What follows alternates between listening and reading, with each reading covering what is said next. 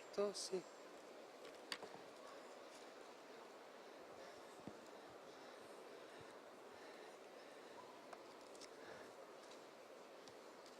Buona continuazione di pomeriggio, lo dico perché probabilmente qualcuno di voi era anche qui in questa sala prima e quindi la giornata.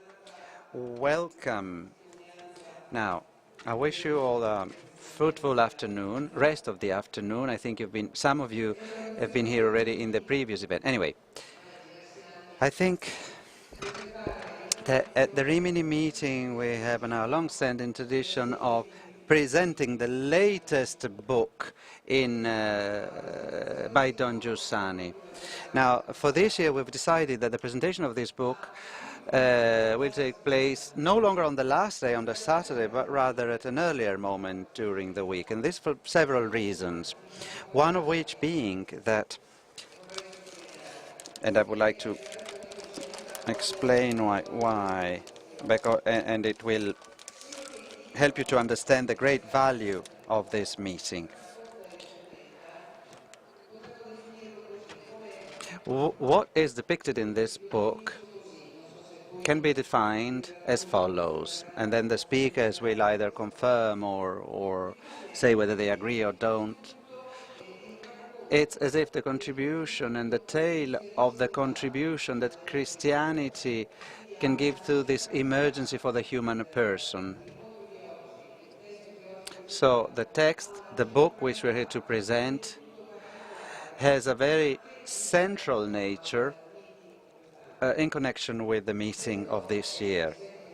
This book is the 7th in the collection L'Equipe, a series of lectures and dialogues of Don Giussani with the leaders of communion and liberations, and it has to do with an educational experience in which Don Giussani explains to young people how to be aware of reality, showing the way for a new life. And this takes place in a very lively dialogue, in a real dialogue that has to do with the experience that young people tell or talk about.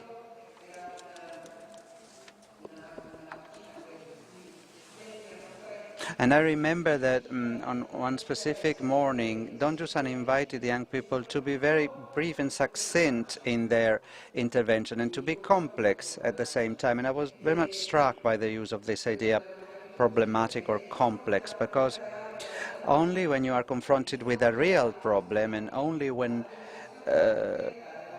you perceive fully how tragic existence can be, then faith can show its true face. Again, the reference to lumen fide.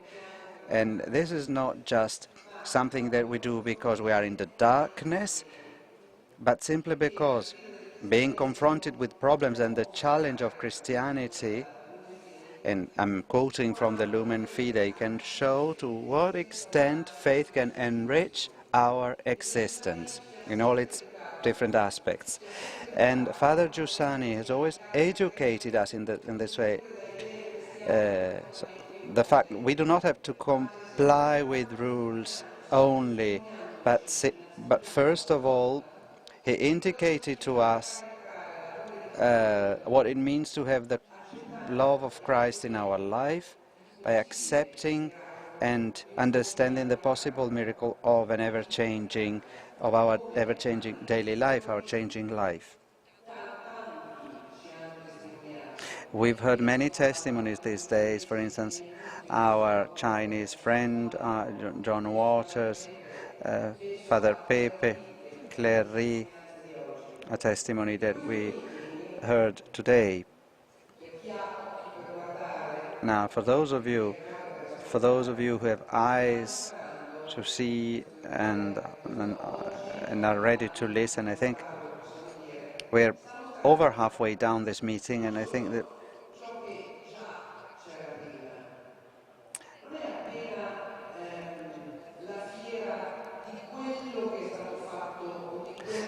we're not just taking stock of what we have, what we've achieved.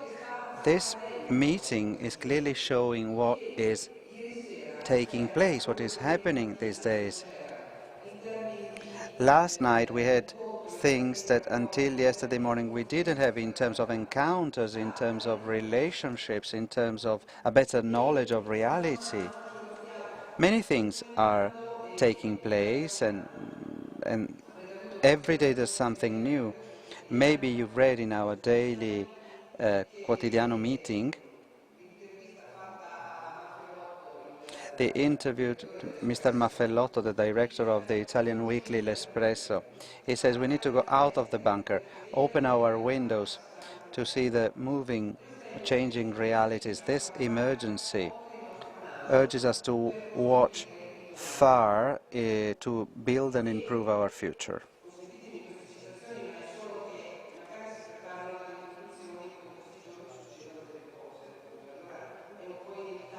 Please allow me to quote from the paper. Don Carron came to the Rimini meeting a couple of days ago, and somebody asked him, can the Rimini meeting be the right, can the Rimini meeting provide a response to the question, how can we live? And he did not reply, yes, of course. He said, well, I hope so. I hope, and this is it's his wish, but implying that this could happen, or also, but not necessarily. We all have to find an answer, a reply to the most urgent problems, and I hope that all the participants in the Rimini meeting can find a way to reply to that question. This is his wish, because Christianity, it's not just a protocol, it's not a set of rules. Christianity, it's a challenge to the freedom of each and every one of us. And by accepting, by taking up this challenge, we implement the contribution that Christianity can give to the emergency for the human person. I would like to thank Professor Stefano, Alberto and Professor Abbruzzese for guiding us through this reflection. The first speaker is Professor Abbruzzese, and then Don Pino will be the following speakers. Professor Abbruzzese, Professor of Sociology of Religions at the University of Trento. His contribution is a testimony of how experience can use and employ culture and academic competencies. We're very thankful to him. Thank you very much. You have the floor.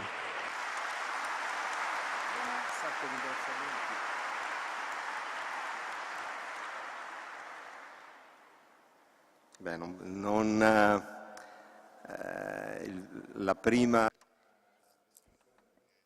My first few words can only be words of thanks for this opportunity.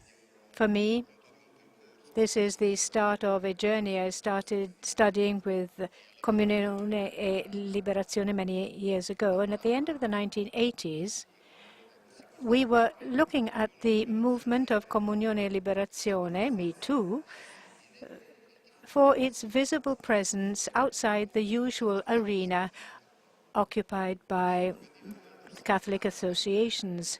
The educational proposal of Don Giussani remained in the shadow. The media preferred to look at the movement in the political and economic arenas. They were the only elements that interested people from outside. But in fact, CL cannot just be reduced to or just be the sum of its deeds.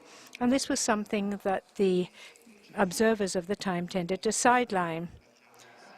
But if we look at this more closely, in fact, this was really essential. The works of CL were very important because of the energy that they mobilized and the results. I think it was nonetheless evident, at least it was for me, that in fact the very heart of the movement had to be looked for and found elsewhere in its spiritual dimension. Now this text today gives me the possibility, together with my experience, my personal experience, to understand the enormity of the personal interest of Don Giussani, how this links in with his ability to face problems which then, as now, both the general culture mindset and common attitudes tended to ignore and sideline. The problems, in fact, that Don Giussani raises are problems that are hidden even today, are consciously removed from what we look at today and set aside. Don Giussani is first and foremost a testimonial who bears witness and an educator who taught. And therefore, the relationship that he had with the person in front of him was always a direct one. And this text, which brings together the conferences of Don Giussani to university officials in the 1990s and 1980s, this collection of conferences shows the relationship that is developed between the testimonial and those who live this teaching, trying to translate them into a common pathway. Don Giussani, in fact, is a very happy circumstance. He is the testimonial who announces. It's a piece of good news that he announces.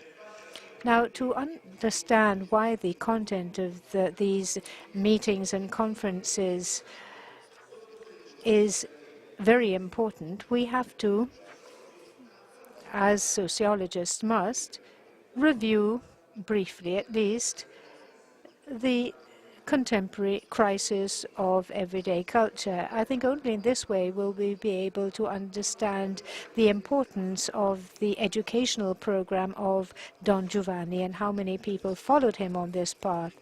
There's an enthusiasm that people who come to the meeting in fact find in the very enthusiasm of the participants here.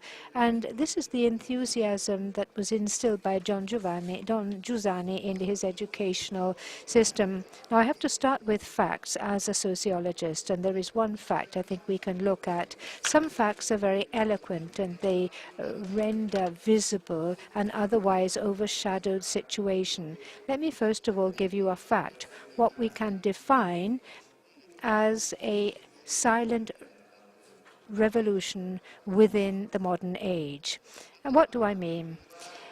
When a European inquiry and a poll on values was being carried out every decade by a series of European universities, Swedish sociologists decided not to ask their interviewees whether and how often the interviewee ever reflected on the meaning and purpose of life.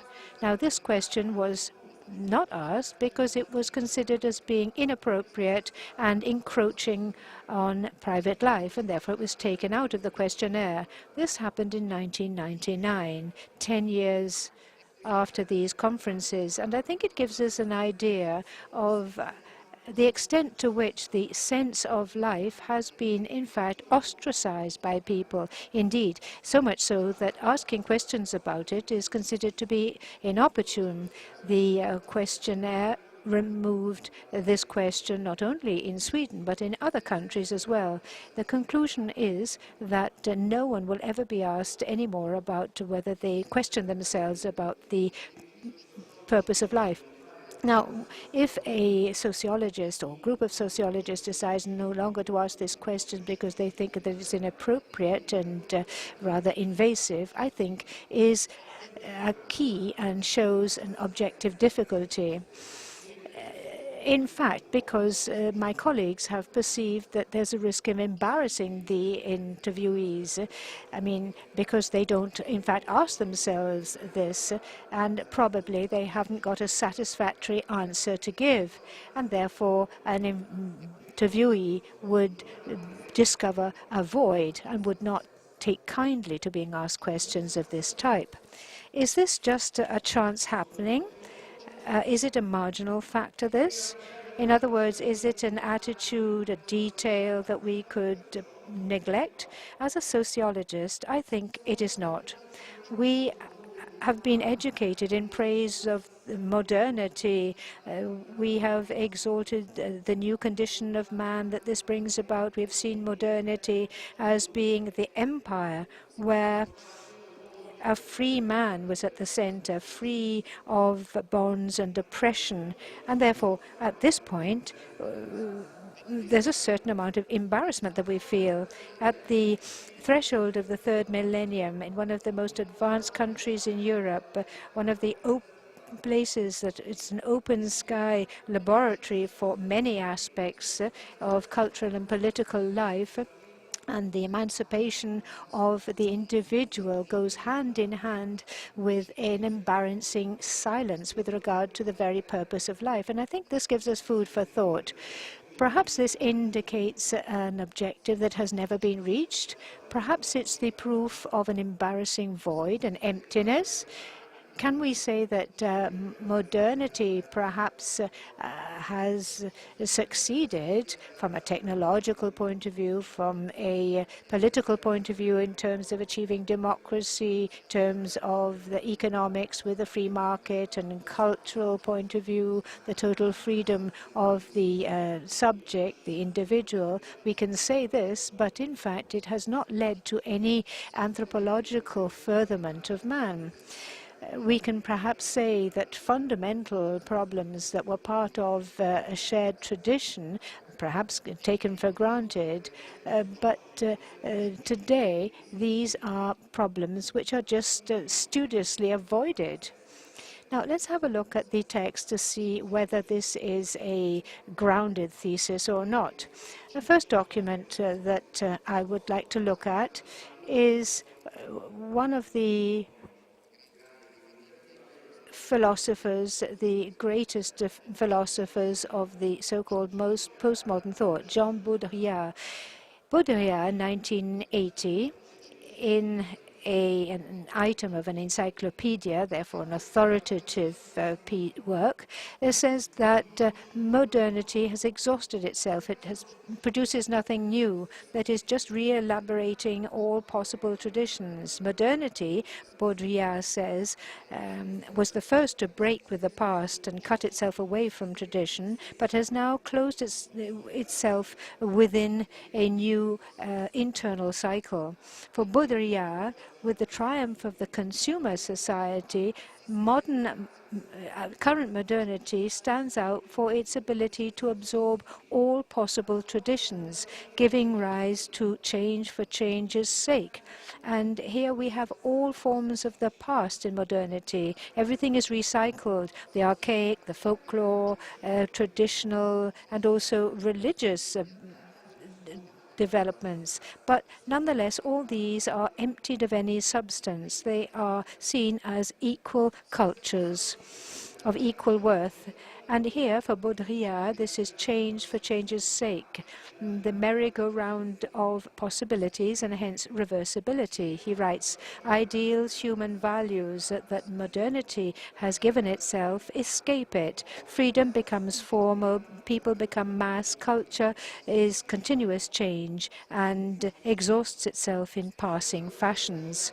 So we have a singular scenario which comes to the fore where effective reality is concentrated in the transformation of everyday life, and we have a so-called activism for well-being.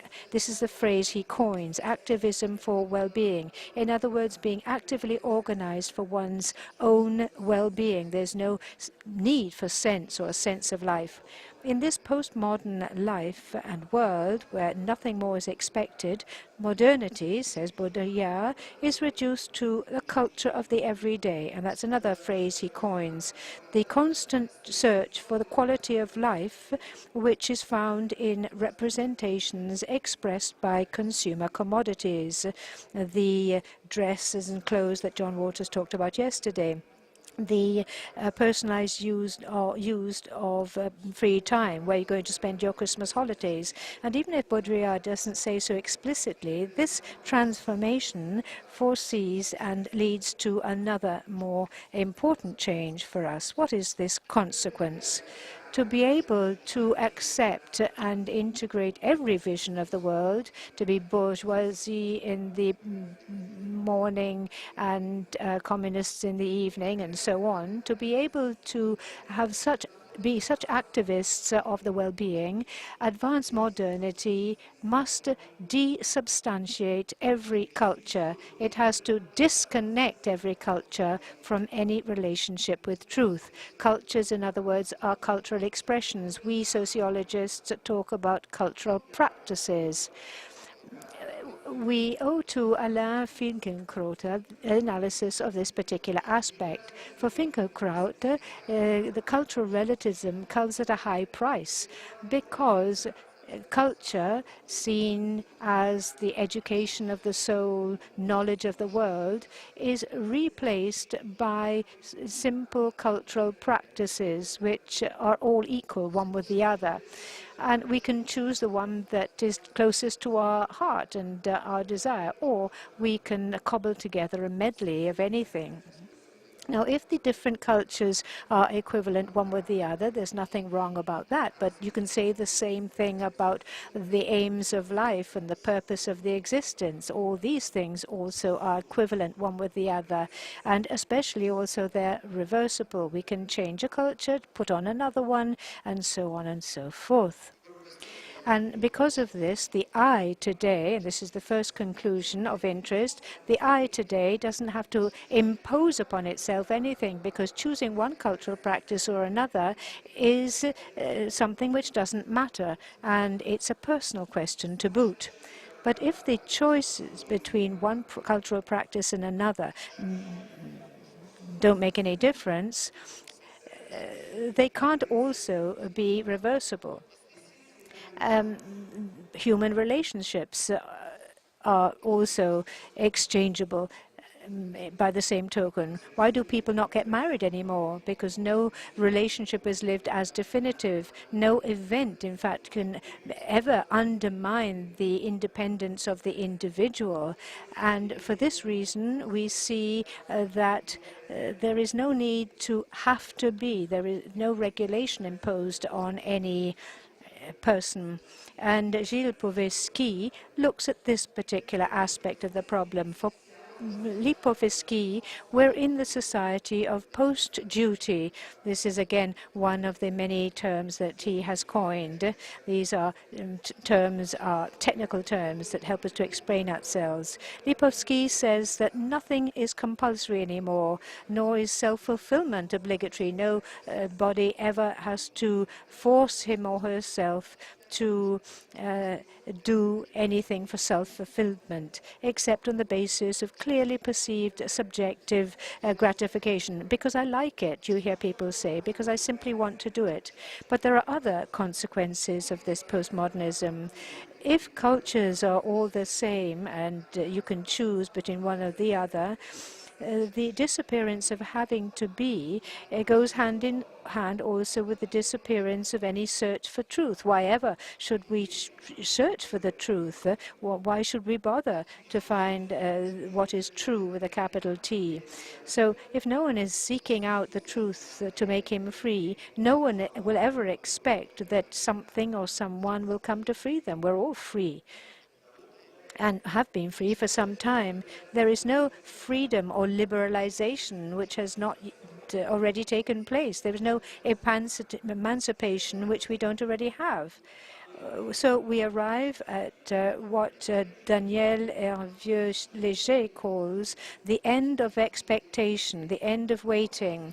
Every expectation, says Daniel Hervieux-Léger, has simply been exhausted. Contemporary society no longer asks itself any questions about the sense of life and don't even want to have an answer. They don't care anymore. And that's why religion, which is asserted because of the need to give itself a question with regard to existence, has been expelled from our culture. There's no longer any need to know. Religion speaks a language, according to Léger, speaks a language which no one understands anymore, whatever the communication formats the churches try and adopt. the triumph of relativism, the equalization of all cultural practices, and the religious dimension, as a result, doesn't express anything objective. Where it survives, it presides only over a private universe, as any other cultural practice does. The consequences are obvious. And here the problem becomes severe. There's the end of all regulatory principles. We no longer have to be or do anything. It's the end of expectation, activism for well-being, the culture of the everyday. These are all the characteristics of the modern ethos. And boredom then sets in. That can characterize the everyday life of an individual, for which everything is relative and choices are all the same. For Pascal Buchner, this he coins as perpetual euphoria.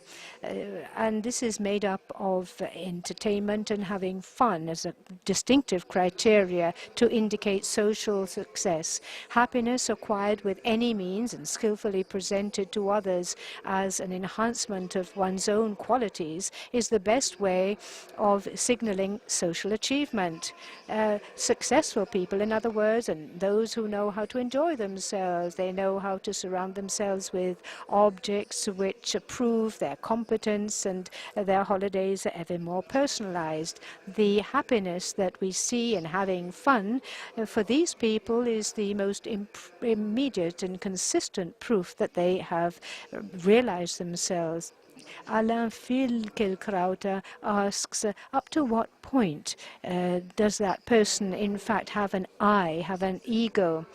According to another scholar, Christopher Lasch, an American, we thereby have a diminishing of the I. This subject, who in fact loses himself in the activism of well-being, in fact is diminishing himself. He is separated from the human nature that gives him substance, but which he is in fact unaware of. Now, concerned and by a technology that no longer can reassure him, and for this reason he has to use all the latest technology, aesthetic surgery and so on.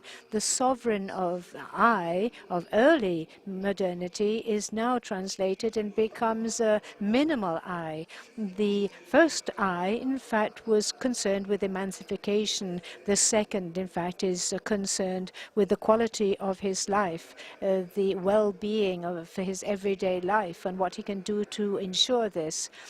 And the sacred and what sacred remains in our everyday existence no longer has any role. Seen from study centers of a secular society, the sacred element which remained in the solemn rituals of society, in the cohesion of the group, this sacred element is not only invisible today, it's also useless. Believers themselves no longer look to it. For Marcel Gauchet, this is the last scholar I'm going to cite, for Gauchet, these believers are idealistic in form, but materialist in practice and indeed. They are spiritualist in their intentions, but utilitarians indeed. They are believers at the moment of solemn rites, but they are pragmatists in their everyday deeds. The subjects who declare they behave in God are intimately indifferent to the religious dimension in everyday life, a religious dimension that they have practiced in the solemn rites. And there's a dual language, in other words, which is practiced, the spiritual language, which is recouped at moments of ritual, but there's the pragmatism and utilitarianism of everyday life. Now, let's close this first part, where we see that modern society is now reduced to simple activism for well-being, that modern society has got rid not only of the religious dimension, but even of the bother of having to seek out a sense of existence. And that's why questionnaires no longer ask any question about the reason for life. Everything becomes relative, interchangeable, and reversible. The guarantee of reversibility is the keystone of existence. If everything is equivalent, nothing has the right to make us dependent. There is no presence. There is nothing new which comes onto the scene that can impose its will upon us. We no longer accept any human presence which will in fact tether us. At this point, we can understand the full importance of the testimony offered by Don Giussani. Now, I had to present this first part to underline the weightiness of what Don Giussani has done. We can start with looking at Don Giussani's work and his denunciation of the impoverishment of every day. Don Giussani has said that everyday life is insufficient, it's impoverished, and it's all the more impoverished the more it lacks any sense of one's being. And going back to Lach, we could say it's all the more insufficient or impoverished, all the more the minimum I, in fact, has revealed that it, in fact, is untenable. We're very close to depression. Cesare Pavese, the writer, citing Juan Caron, says that in fact, it's everyday life which is unsupportable and untenable, because everyday life is inhabited by the mean-minded, by the evil, which is as irritating as a fly in summer. The bland, meaningless life that Don Giussani defines it as, this is where we have to search for the sense. Juan Caron says, it's not before the stormy seas of life that we come up against the big issues. For the big issues and the storms of life, we can draw energy from ourselves that we didn't know we had. Faced with difficulties, very often we make good. We are well equipped to face disasters, in other words. But it's not always the case. It's the interminable toil of the everyday that astounds. Routine is the problem, the center in which we see all the painful insolvency of a whole culture that has got rid of the possibility of finding truth, that neither hopes for nor expects anything of life. And for Don Giussani, as a result, we have to make a choice. This book starts with a choice. Either there is an ephemeral moment, or there's the possibility of a logic behind it. Intelligence, says Don Giovanni, is the sense of having a purpose. There's the question and the difference between chance and destiny. And we can't be swallowed up by the signs of the ephemeral, because the real has to be close to us. It has to tie us. The ephemeral questions are the problems that we have in our family of making it to the end of the month. These banal, mean-minded problems. These are the things that cause us problems and cause us to fall by the wayside. But if we think in terms of destiny, however, we have to see the everyday as the scenario of the real. And when there were the student movements of yesteryear, I remember that the university students had put up a slogan on the walls saying, the worst thing is normality. Don Giussani replied in his response that normality, in fact, was the greatest thing, because it takes you close to your destiny.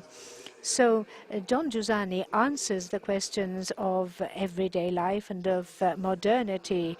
Don Giovanni, in fact, gives an answer to the people of modern life, and not to share the activism for well-being of Baudrillard, or to support the minimal eyes that were mentioned by Lach. He wants to turn the spotlight onto everyday life, because for Don Giussani, this is exactly where everything plays out, where we see encounters come about. For Don Giussani, living the everyday life is the place where you make that encounter, that particular encounter which calls us back to our vocation, to our destiny. The everyday scenario becomes the real scenario in which we can recognize ourselves and the vocation that we are called upon to fulfill. Now, this is neither banal nor obvious. It's not sufficient to assert that the everyday is the place of an encounter. It's not sufficient, in other words, just to say it. Don Giussani says that the most difficult thing for the thinking man, let's leave aside men who don't think, the most difficult thing for a thinking man is the assertion of the positive nature of living, the positivity of his own life. For us, the most difficult thing is to think that our life has a sense, has a destiny, and has a pathway which has been traced out, that such a minimal thing has a profound calling. Don Giussani does not elude himself. He's very pitiless with regard to this. In fact, it's very difficult to get over the ephemeral. And this difficulty, this obstinate resistance of the banal aspect of the everyday can be got over not with an intellectual review or analysis or personal experience, but only by experience. And this is really food for thought. He says you have to feel in one's own bones the positivity of the real. We have to experience with one's own emotion the impact with what is true to really be able to believe. Now, if all experiences are ephemeral and cannot be used towards such a conviction and belief, there is one that underlines this, and that is the indisputable love of one's fellow man. The consequence, Don Giussani says, in which the light appears is that we love our fellow man, where a love for our brother is not subject to any calculation, not even the calculation of having pity or compassion. Love for our fellow man springs from the truth of that very being of that brother or fellow man, what he is, what that fellow man is, what his destiny is. In other words, I think I can interpret these words of Don Giussani. What he's saying is, we do not really love our fellow man because he represents our existence and we can fit him into our framework, into our equilibrium. We can use him as an aesthetic, cognitive actor on our stage, and helps us to be part of our personal representational set, that helps us to be part of our existential location. This is not the true love of our fellow man that Don Giussani is talking about. It's the opposite. The other we love is not just somebody who passes through our stage. Real love is that person which makes us lose a cognition of ourselves.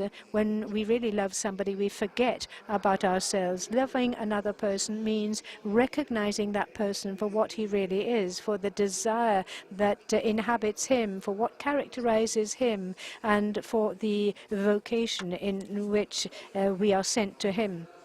A love which is founded on this acknowledgement of the other is incompatible with resigning ourselves to a love without any purpose or sense, a series of ephemeral moments, one party or another, one field ploughed after another, or business that continues, even liturgical celebration one after the other. When we actually love one another fully, we are not concerned with ourselves. We are occupied by the other. We are invaded by that fellow man. Every mother who has hugged her child knows perfectly what we are talking about. Loving somebody implies immediately a reaction against nonsense, an impassioned adhesion to that which is true. The wisdom of love, Alain Finkielkraut writes, and also his pupil Iman Levinas writes, is a recognition of the other, another whom we cannot but love, a face we cannot but surrender to. Loving somebody means surrendering ourselves to his face. For Don Giussani, it's such an experience, this loving our fellow man, that it shows us and furnishes the proof of the real life proof of the positiveness of the real.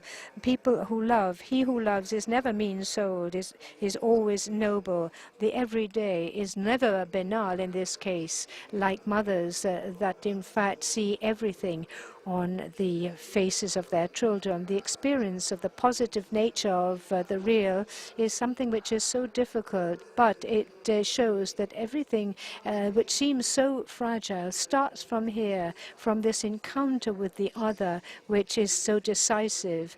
And this is the first event that is of importance to us. This is the first piece of good news. Now, if this is the first thing and the most important initial consequence, it's not sufficient, however, to erect an emotional shed into which we take refuge, because if love is respect for the heart of the other, the destiny of the other, this encounter cannot, in fact, leave us indifferent with regard to the existence of what is true. The impact with the other shows us an existence which goes beyond any fatality. If there is this consistency, we have to go seek it out. We cannot avoid and we cannot stop but thrusting ourselves towards this truth to try and see the consistence which goes beyond fatality. Don Giussani says very pointedly, a search comes after an encounter like words come after the fact. You can't have a priori research or search for something a priori. You first of all have to have had experience. For Don Giussani, the experience of love is not just surrendering to the face of the other. He goes even further. It's the principle to convert ourselves to the consequence of the real, that the real, the everyday, has a truth, and that our life has a truth in it. And there's a corollary to this, which must be also underlined. If the choice between fate and destiny is decided on by an experience, by an encounter, well, this encounter does not depend on us. And that is the crux of the matter. We desire it, but it doesn't depend on us. And we might not even desire it because we don't have experience of it. So if being loved, being invaded by an encounter, this does not depend on us, therefore it's our ability to decide which becomes overturned. Therefore we no longer can depend on this self-referential nature that is modern man. We see a relationship which is set up with the other, which cannot be totally dependent upon us. It comes from someplace else. And if this is the wisdom of love, this is the place of experiencing our destiny. And I think we can close the second part, which is is the response of Don Giussani with a few certainties. These certainties are equally good news. The first certainty is the central nature of the everyday life. If there's a sense of life, and if this exists, this must be part and parcel of everyday life in the ordinary, banal existence that we have, where Abbruzzese had seen the mean-hearted evil of everyday life. Here we have to discover, it is where we discover truth. The second piece of good news is that experience of what is true is experience of the other, and where love is where we perceive the destiny of the other and hence our destiny. A mother is and has a sense of expectation, and through this love we all have a sense of this expectation. The third piece of good news is that this encounter is not decided by us. It comes upon us and surprises us in everyday life, just as we are surprised by a piece of good news. And Don Giussani's response is indeed this. We in fact see meaning in our everyday life. Third part. There is a fact which, in fact, calls into question all of this, which risks, in fact, returning to nonsense that we thought we had conquered, coming back full force. All our positive reading of real life as a result of encounter has to take into account a tragedy which arrives every time, and that is the death of our fellow man. The death can be physical, the physical death, or a delusion that other person can in fact leave. It can be the loss of a relationship. It's a scenario of mourning. What can we do about this? Suddenly life, all the light of life goes out, and we are offended. We feel outraged by this. Now, this is an event which triggers an inexplicable silence of a being.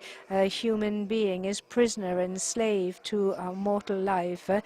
Our human edifice, in fact, crumbles as happens. In fact, this tragedy was very much to the fore in the Lisbon earthquake of 1755. And you know what the Enlightenment scholars said at that time of the earthquake? There were two attitudes. Voltaire, for example, said that before this tragedy, the only wisdom, Voltaire said, was to know how to escape sadness and escape into the arms of voluptuousness. Let's forget tragedy, Voltaire said. Let's live voluptuously, full stop. The second attitude expressed by Rousseau, in other words, a technical attitude was his. We should build lower buildings so there wouldn't be so much damage. This was to be the opposite of Voltaire's attitude. Rousseau said, let's limit the damage. But both of them, in fact, say we can't explain this tragedy. Don Giussani is left alone in this, and Don Giussani, in fact, says everyone is left alone before this tragedy of the death. The laceration of any sense of life, Don Giussani admits, seems to be triggered by the tragedy of death. People become more radical. The culture of excess, and we see what happens on Saturday evenings. This is, in fact, still bears witness to our sense of emptiness. The disappearance and the death of the other certainly is not without consequences.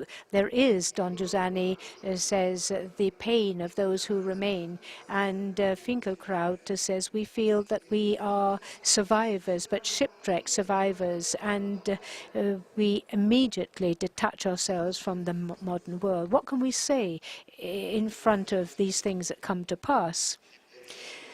It's true that we are survivors and survivors can't forget the past, but it perhaps would be more correct to say that they don't want to forget the past. In fact, there's a constant rebellion against the nonsense which evil has provoked. And this is something which goes through all ages, and indeed even more so in the modern age. It lacerates modern age. If life has no sense, why do we insist, therefore, on trying to find one? If the death of a loved person is a painful but inevitable tragedy, we still insist on refusing such death.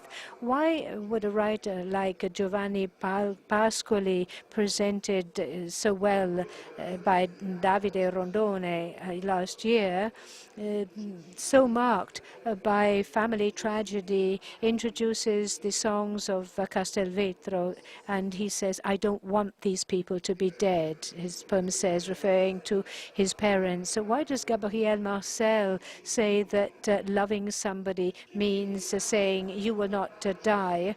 Why does a secular semiologist halfway through the 20th century, like Roland Barthes, step aside from modernity on the same day that his mother dies, saying that being a modern person is no longer of any importance to him because his mother has died? Why, if nothing has sense, do we never resign ourselves to the absence of our loved one? Why does Peggy, for example, say that he needs to have memory, and he sees, in fact, the need for memory as being the crux of all of our desire? And this is something which is incomprehensible. Is it just an emotional reaction which is going to, in fact, then pass away? In fact, the festival of the dead, beloved dead, in fact, is one of the key festivals throughout mankind. The simple fact or the embarrassment of modernity is evident because there's still a revolt against death and a revolt against the lack of sense of life. Even if one accepts apparently that there is a nonsense, we still do not accept it. We still have this desire for knowing what is the infinite. The simple fact of recognizing the memory of people who are no longer there is a recognition that this person, in fact, did have a sense, and this sense comes to us and still has sense for us, still happens and has sense for us today. That beloved person who was not banal, was essential.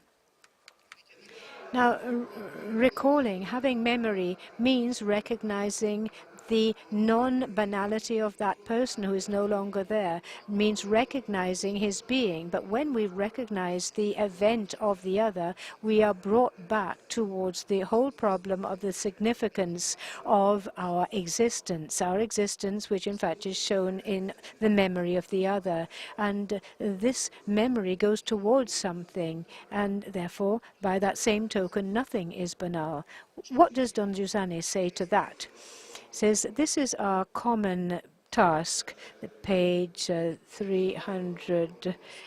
This is our common task, to defend the fact that you, I, every man, shall not be lost, and is not lost in the wind, in the air. Our task is to defend the human being, but not the human being of Feuerbach, not the human being of the philosophers, but who am I, who are you, Giussani Calzone, the person who sang yesterday, the fearless resistance of things inexorably overcomes everything, and anything that risks destroying the word.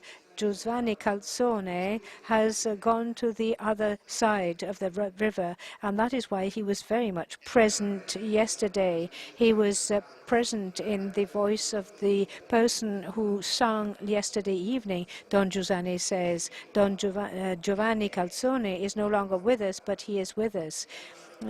Giovanni Marco Calzoni, as you probably know, was a young militant of Comunione e Liberazione who died in a road accident, and his experience, in fact, have been recounted in a book edited by Marietti.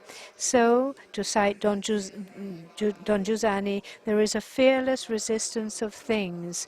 Again, it's not sufficient to have an interior awareness. You have to have the radical conviction and tenacious an encounter with real life. It's not sufficient to encounter just one person, but to encounter life as a whole, and that person who is testimony of the victory over death. And this encounter is not random, says Don Giussani. It's written in the destiny of every believer, because in fact it is the flowering of the root of human existence in baptism.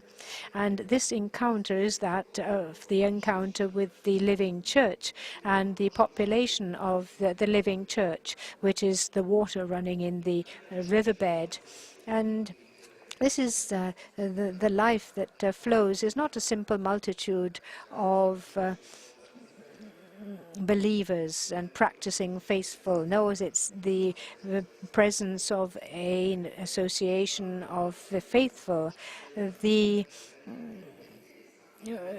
value of the company is not the sum of all those who are part of that company. The value of the company is something which goes over and above that, which is part of that. It's not the sum of the virtues of all the participants. The company, paradoxically, Don Giussani says, is something which really makes us weep, because it's made up of people like you and me, he says, who are so full of mistakes. We are wretched. We are so small-minded, his words. We are so mean-souled. We are so crude. We are so reactive. We are so incapable of consistency. And yet this company, this group, in fact, forces the spaces of expectation, and the fragile factor of the message reappears inevitably in these very spaces. And indeed, so that the seed of the first encounter can become such, this has to come about when it encounters reality, when we come up against the existence of somebody or someone that does not die. The face of memory, in fact, is something which shows us and makes us come up against reality, and that's when reason is shaken by being colliding with reality, and in this way we grasp reality, and this is called consciousness. We, in fact, are moved when we have this encounter with reality. Until we have this encounter, all our intellectual reasonableness and consciousness remains immobile. It's not a place of consolation. It's not an oasis of well-being where we can be tourists of the spirit, he says, where if it were this, in fact, it would immediately be revealed as insufficient. To be authentic, to be real, the experience of this company has to make possible our living in a different way. The encounter, the place of encounter, has to be a time and a place where a substantive change takes place. This is the first difficulty of coming back into everyday life and revisit everyday life, to be able to live it as an essential substance and as being the revelation of our destiny. And in that case, the everyday life and the ephemeral becomes exquisitely livable in the toil and the joy, because it is part of a design. The outcome is that of extending expectation. This is what we, in fact, are told. We do not live life as an enigma or as a contradiction.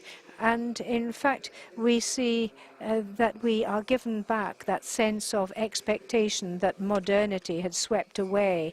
Here we have a recovery of that sense of expectation.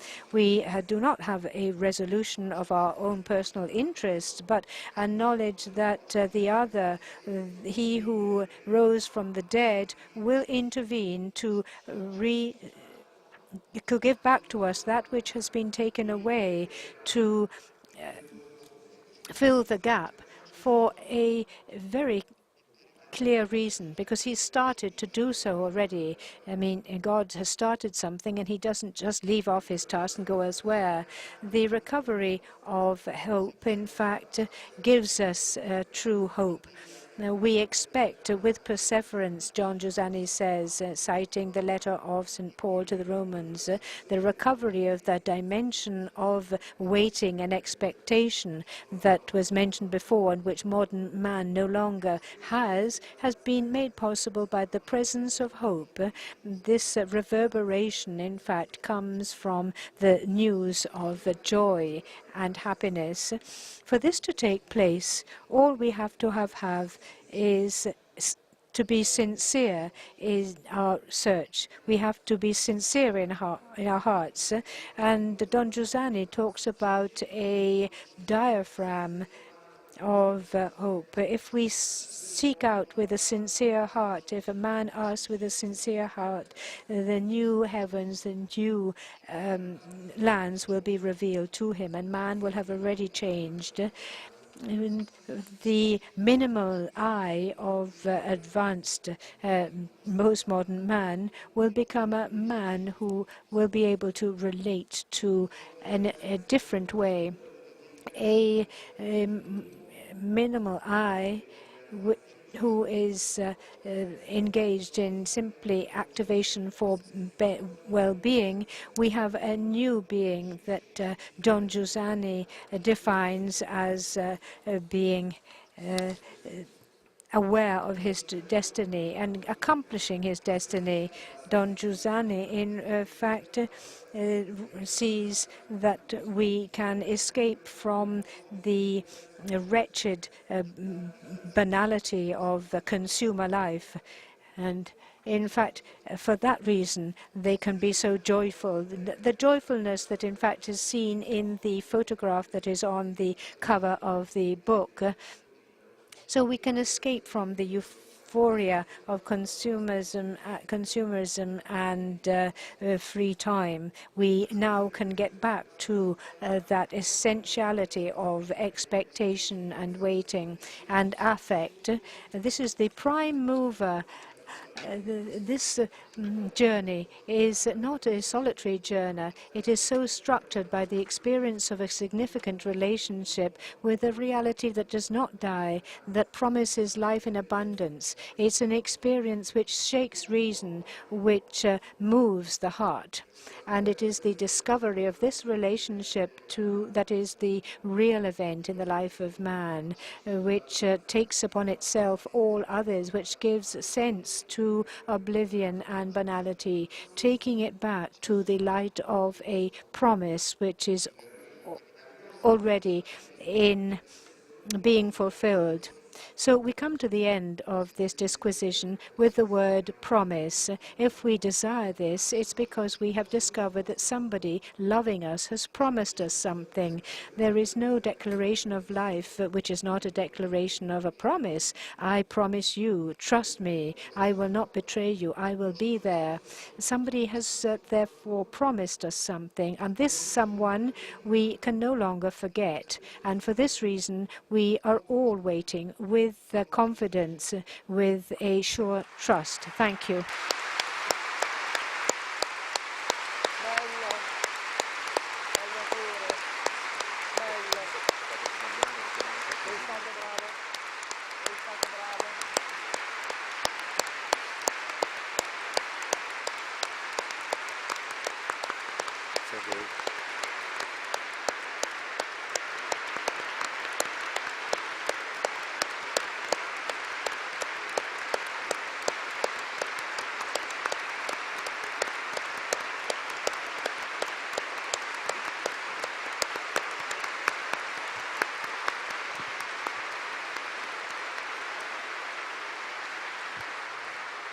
Beh, questo applauso credo che dica che ci hai coinvolto.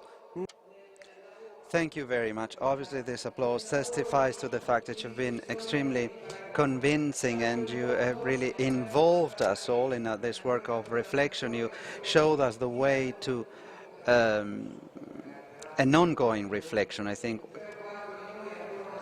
think we have a long way ahead of us, a lot to study, a lot to research, and I think we can now continue by giving the floor to Don Pino.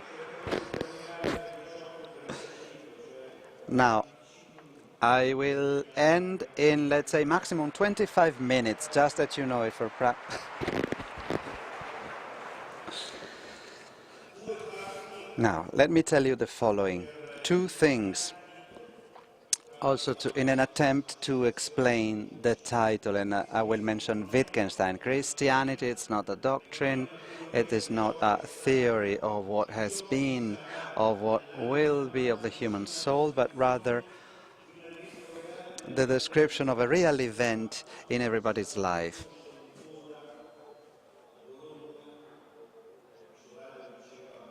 I was listening to the radio in Bologna on the way to Rimini. The radio was warning about a traffic congestion, and the driver, a man of 21 years, he told me.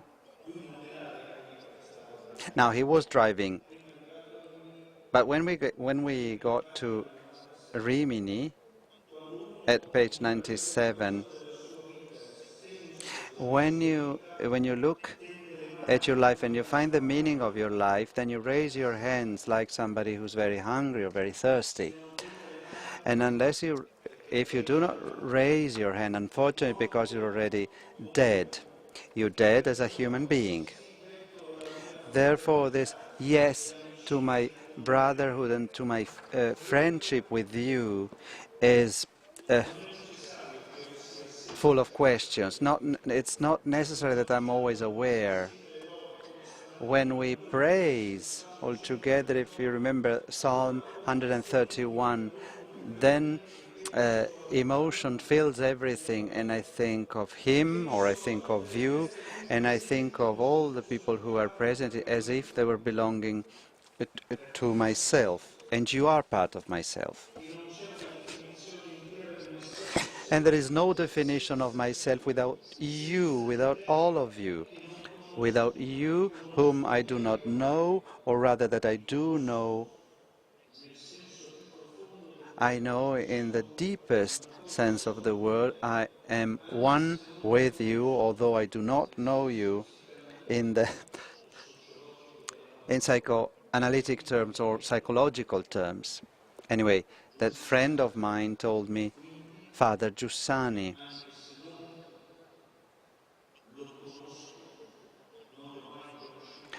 although I've never met him, he's now 20, I've never met him, but I know him. I am part of him.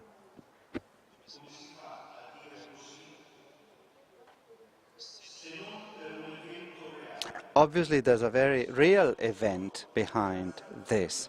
A second story, a holiday of the community where I spend the majority of my time, Università Cattolica. In the final meeting, final assembly, a girl told the following story. Now, during the holiday, selling traces in Italian and German in the German-speaking area of Switzerland, there was the village festival, and there was a singing evening with quite a few people, and a couple, husband and wife, 75 years, the wife, they sat down next to the girl, and she said, "We are here because we saw you 2 days ago during one of your trips.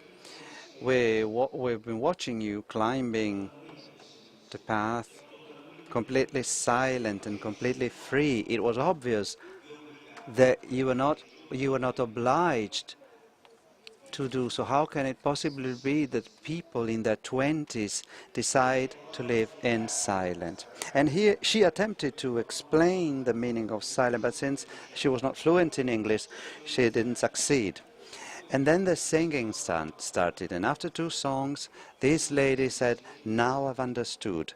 You keep silent because you are seeking beauty."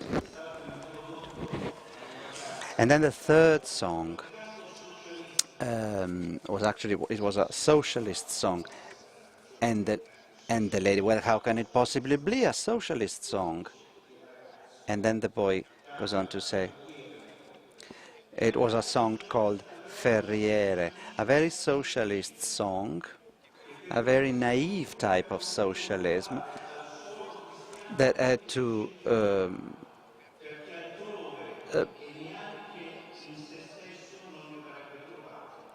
find some of its content in Christianity, because it couldn't have possibly have meaning without Christianity. And then the lady said,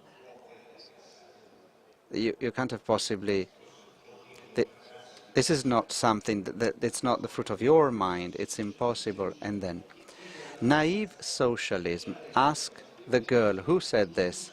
And she said, "Father Giussani." "And who's Don Giussani?" "A priest. Do you know him?" "Yes."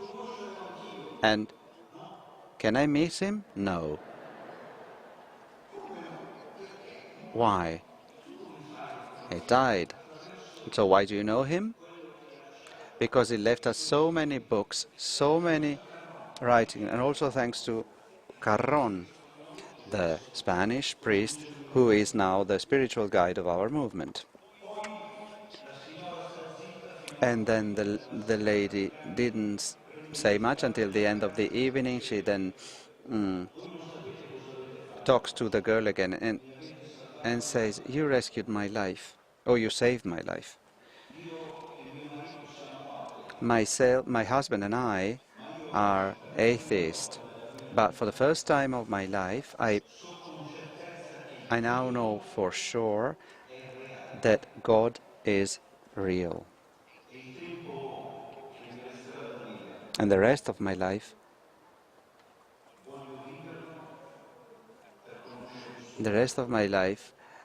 I will use to get to know the face of God.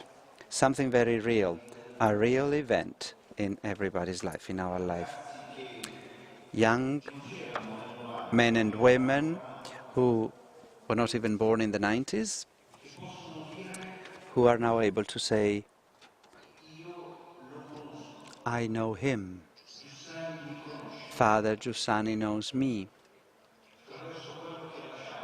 Thanks to his books.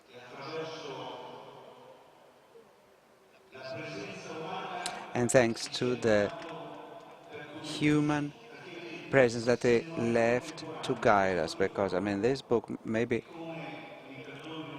if it's not contemporary, it's like Midrash, Mishnah, speeches and speeches, words and words. It's a real event in our lives now. 3 historical facts, circumstances. The 90s is not just the World Championship, Maradona, Napoli, the failure of Italy. It's not just the very important speech of Cardinal Ratzinger at the meeting, but there are 2 other facts pointing to an emergency which has got even worse. One, it's an internal image, the other one, it's international. Professor Abbruzzese already made reference to that. The Panther. Nobody recalls about the Panther, but if you read, and I would strongly recommend that you read,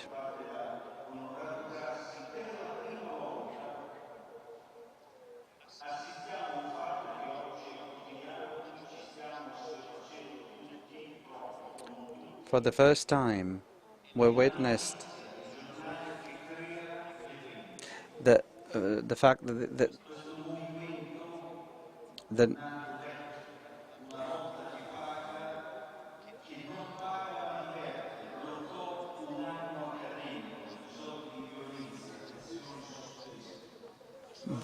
violence in the university and the incitement of the then president of the Italian parliament on the newspapers. From that moment on, the newspapers would have been dealing with the young people not so much to talk about their successes, but rather to describe them, exaggerating them, leading to problems that seem to be so real that they would never be solved. Just imagine 1 year in a university in a crisis with the very important role of the mass media. This is the world we're currently living in. Unfortunately, facts are no longer reported. It's news everywhere. And then the Kuwait War, the first war, 91, a very tragic event, the war, the world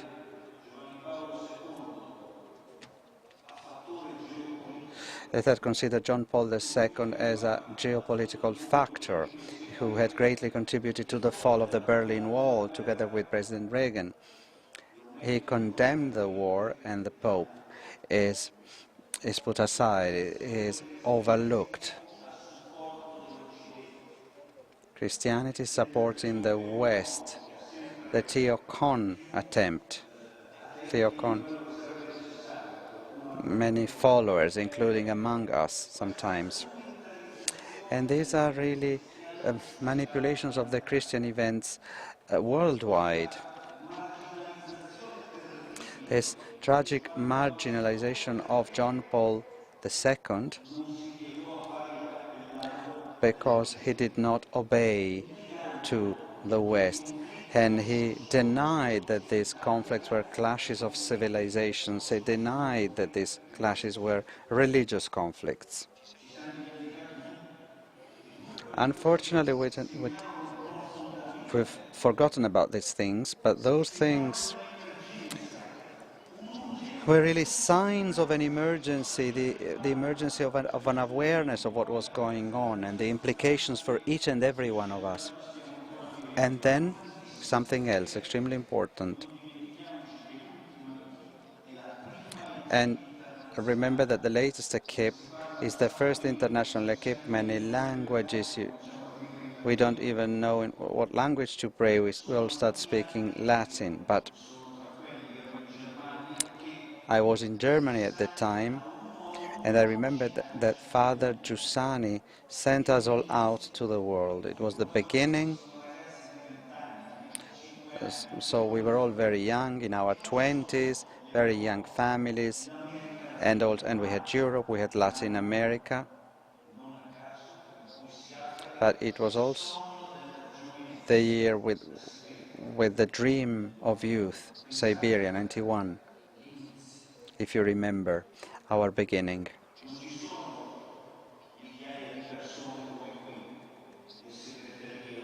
Here we have a huge meeting, thousands of people, a secretariat, an organizing committee, nothing of that, just the eye.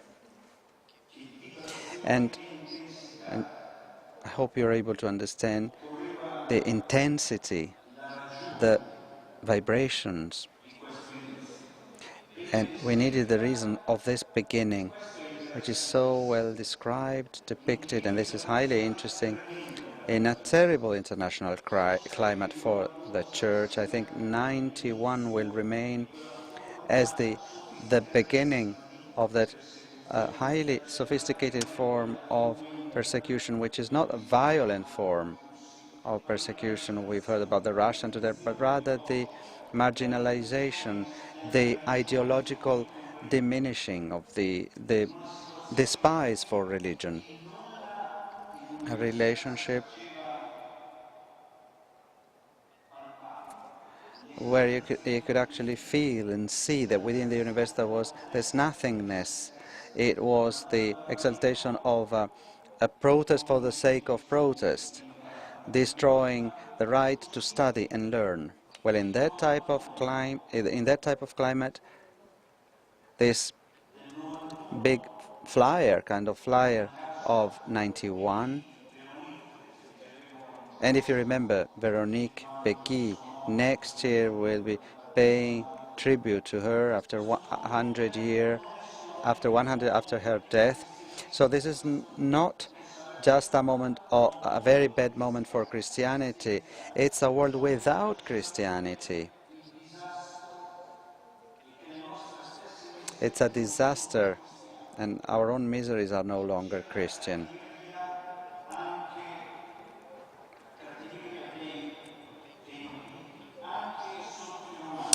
Obviously, in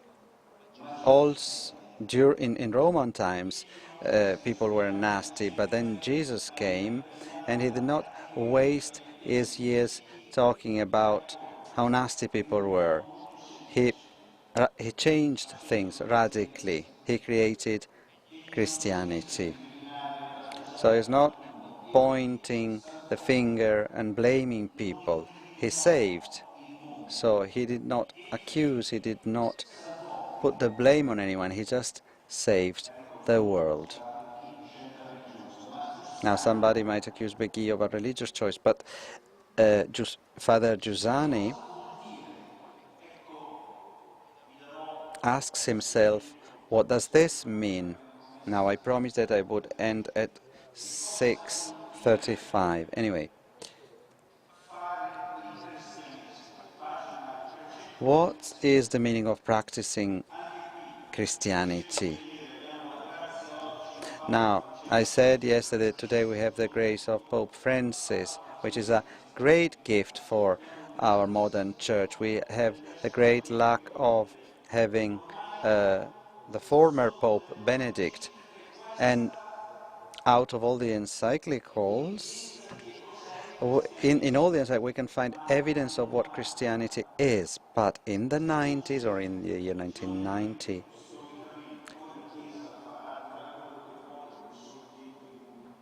now the church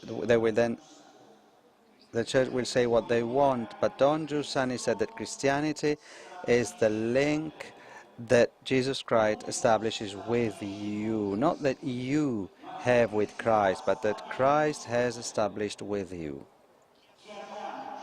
Let's be clear on this. It's the tie, it's the link that Jesus Christ establishes with you. Maybe you haven't looked him in his face, but nevertheless he establishes a link with you. Maybe you can even avoid looking at him in the face for 30 years, but then again in 30 years there will be a link established between you and him. Practicing Christianity implies this tie, this link between Jesus Christ and you. It's the event that Jesus Christ has established with you. Second question. Well, my friend,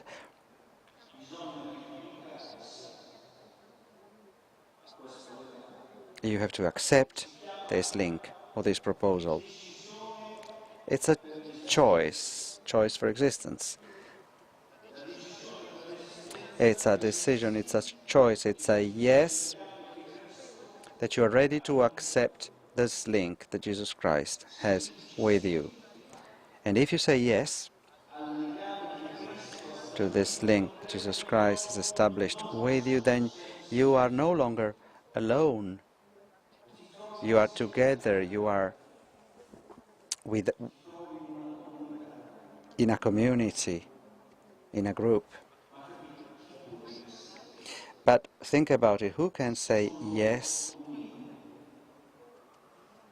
Only the individual. That's a fine line of the freedom to say yes, and then you are together, or you can say no, in which case, obviously, by means of what you do and what you say and what you plan, then you have to fill the void.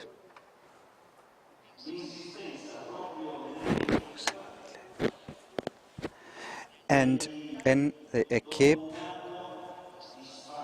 after one a terrible year at university with a lot of violence, acts of violence, waste of time. And Don Giussani say, why did you resist? Well, because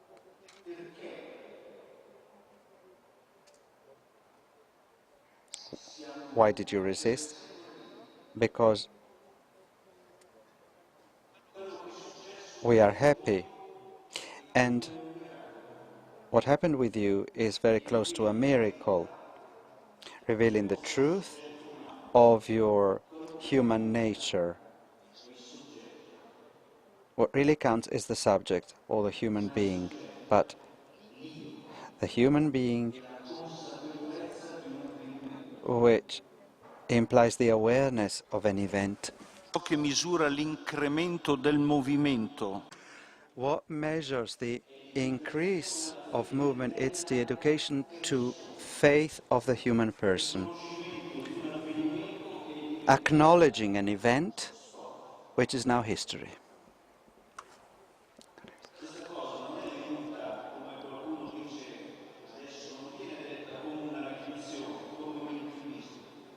Now,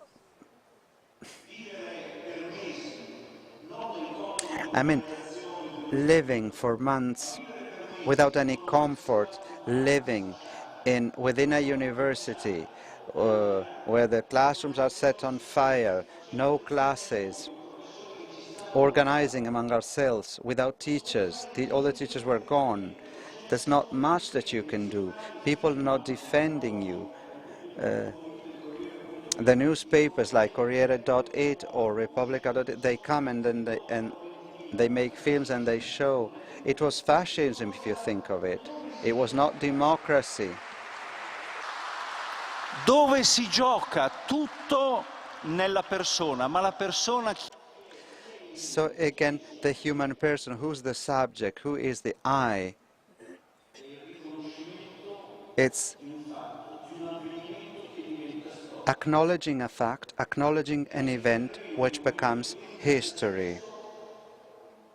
The I becoming it's himself, and in this company, in this group, it's the place of our freedom vis-à-vis our destiny. This company, and this is a prophecy,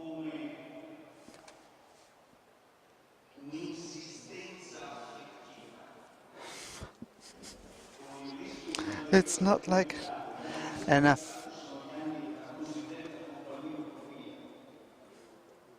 If you remember the years of the company, a utopian company, but which is lived as a consequence. And by the way, there's another prophecy. Highly interesting, if you want to read it on page 73. One of the first speeches in Spanish that Father Giussani decided not to translate. And he goes on to say, learn Spanish. The first language that you need to learn is Spanish, because the future of our movement will be in Spanish. Father Giussani said this in 1990.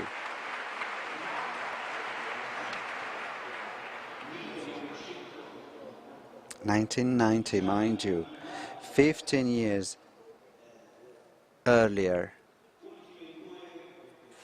Se la centralità del soggetto, se il luogo If the place of freedom is the subject, and in hard times, if internationally there's a crisis, if you are there in a place trying to live and study,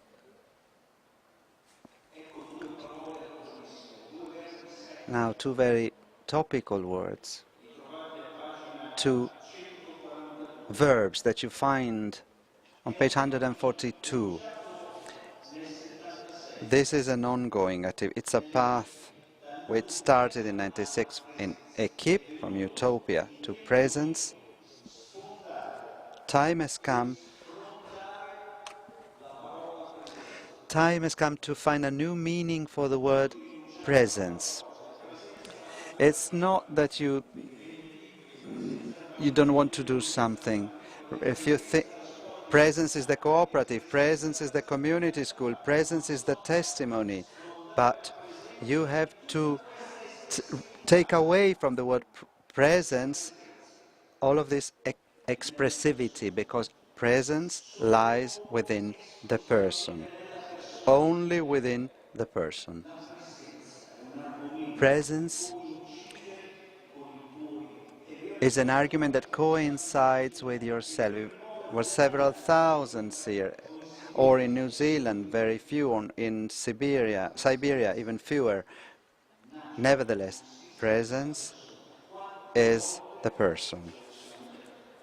This is something that we've said already several times. And if this is true, then let me move on to my last topic. Please allow me to speak for 3 minutes more.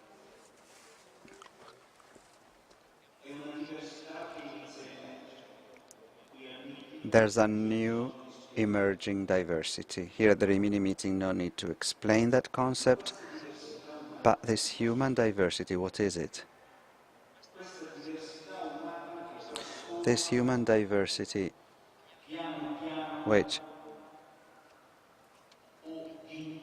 either slowly or suddenly transforms the entire reality. Obviously, the outcome has nothing to do with us. I mean, we have no impact on that. And the last page, beautiful, where Giussani writes on the end of the equip, the prayer, he comments the prayer of the week, loving you above anything else. Nothing is left out, but then he goes on to say, loving you in everything. So acknowledging this presence implies being part of the way in which he practices Christianity and he saves the world. It's the presence of a more intense, the promise of a more intense life.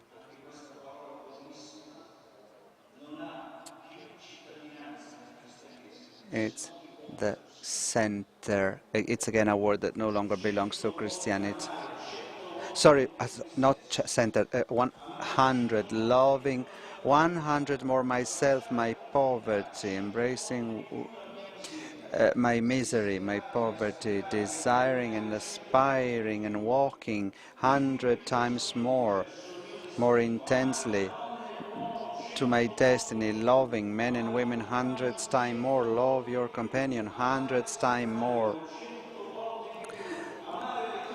love everyone hundreds times more, love the things 100 times more, so that you can give to everybody hundreds times more, embrace the world, hug the world hundreds times more. This has been given to us because he was not pointing the finger or blaming the world or anyone. He saved the world.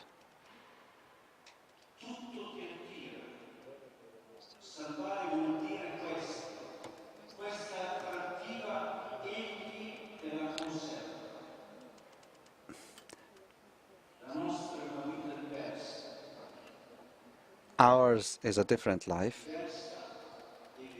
different and very true.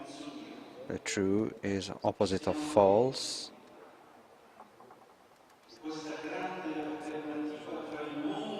But mind you, this kind of alternative between Christ and the world, between practicing Christianity and practicing the world, this is a choice that we have every single day. There is a scope for everything that is false, and you can counter the false in a community. And if we do this, we will help each other. Thank you very much.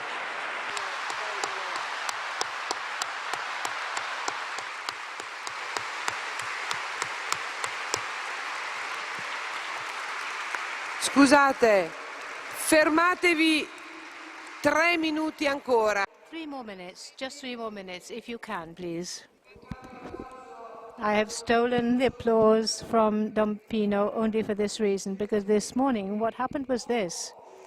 After our meeting of the editorial staff, while Farouk, our friend, who is a Muslim Egyptian that many of us know, and who this year is here all the week to share our experience, told me that he wanted to say a few words after the meeting this evening. So now, in a couple of minutes, I'd like to invite him up to say these few words. Thank you.